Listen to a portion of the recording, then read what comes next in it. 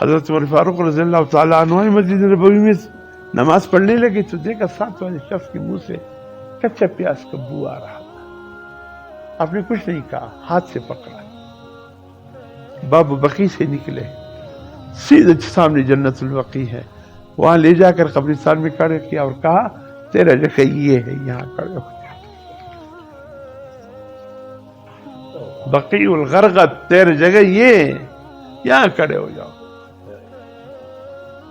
تم آگتے مسجد کے ماحول کو خراب، مسجد نبوی کے ماحول. تو اسی طریقے سے نسوار ہے، سگریٹ ہے، کوشش کیجیے آہستہ آہستہ.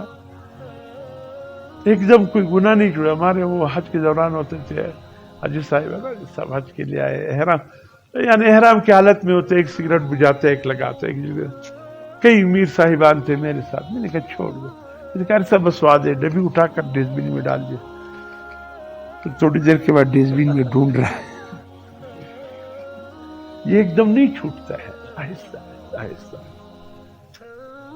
ہمارے حضرت فرمایا کرتے تھے ایک شخص سے جھوٹ چھڑانے میں ہمیں 40 سال لگے.